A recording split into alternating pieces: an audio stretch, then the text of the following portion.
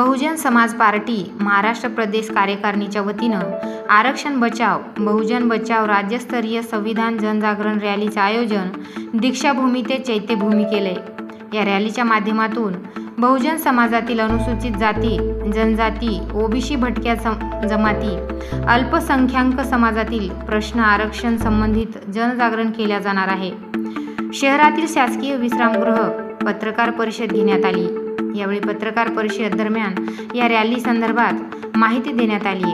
रॅलीचं नेतृत्व ॲडव्होकेट सुनील डोंगरे तर प्रमुख मार्गदर्शन डॉक्टर अशोक सिद्धार्थ हे करत आहेत, अशी माहिती महाराष्ट्र प्रदेश प्रभारी मुकुंद सोनवणे यांनी दिली आहे। यावेळी अब्दुल रौफ मीडिया प्रभारी मिलिंद वानखेडे व अध्यक्ष देवराव भगत यांच्या उपस्थितीत ही पत्रकार परिषद घेण्यात आली।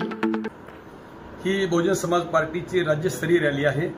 ही 30 तारखेला नागपूर इथून सुरुवात झाली आणि महाराष्ट्राच्या 22 जिल्ह्यामध्ये ही रॅली फिरणार आहे। याचा समारोप चैत्यभूमी मुंबई इथं होणार आहे। या कार्यक्रमाला आमच्या पक्षाचे राष्ट्रीय कोऑर्डिनेटर आकाश आनंद हे हजर राहणार आहेत आणि त्यांच्या नेतृत्वामध्ये या रॅलीचं समापन होणार आहे। ही रॅली कोणकोणत्या भागामधून फिरते आणि या रॅलीचा उद्देश काय असेल, लोकांचा रिस्पॉन्स कसा आहे?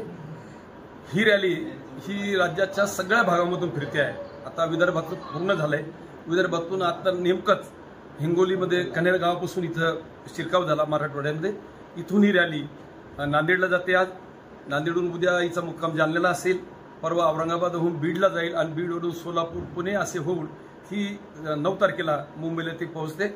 याचा उद्देश असा आहे की बहुजन समाजामध्ये खऱ्या अर्थानं अजून बहुजन समाजाच्या मतदारामध्ये जागृती नाही आहे आणि म्हणून हा मतदार अज्ञान असल्यामुळं ताबडतोब बहकाव्यात येतो आणि कुणाच्याही मागे हे मतदान जाते। त्यामुळे होते असे की या देशातल्या बहुजन समाजाचा कायमस्वरूपी कुणी ना कुणी गैरफायदा घेतलेला आहे आणि म्हणून मागच्या लोकसभेच्या निवडणुकीमध्ये जो काँग्रेसनं जो नेरेटिव्ह चालवला की भारतीय जनता पार्टीला जर तुम्ही 400 लोक निवडून दिले तर ते या देशाचं संविधान बदलणार आहे, एवढंच नव्हे तर भारतीय जनता पार्टीच्या लोकांनीच असं बोलून दाखवलं की आम्हाला 400 माणसं निवडून द्या, खासदार निवडून द्या, आम्हाला हा देश हिंदू राष्ट्र बनवायचा आहे, आम्हाला हे संविधान बदलायचं आहे। आणि त्यामुळे या देशातला SC ST OBC मुसलमान हा दहशतीमध्ये आला आणि घाबरून या सगळ्या लोकांनी काँग्रेसला मतदान केलं आणि काँग्रेसला मतदान केल्यामुळे झालं असं की मोदीची पिछेहाट झाली, काँग्रेसला बरं यश आलं।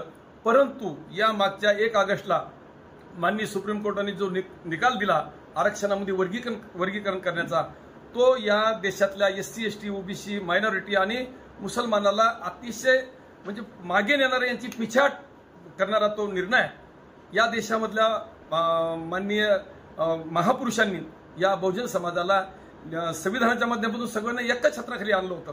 परंतु माननीय सुप्रीम कोर्टाच्या निकालामुळे या देशातला हा जो मागासवर्गीय समाज आहे हा वेगवेगळ्या गटातटामध्ये पुन्हा विभागला जातोय आणि पुन्हा हे लोक वेगवेगळ्या ठिकाणी पांगताना दिसत आहेत आणि म्हणून यामुळं या देशातल्या SC ST OBC मायनॉरिटी मुसलमानांचं भयंकर नुकसान झालेलं आहे असं आम्ही मानतो।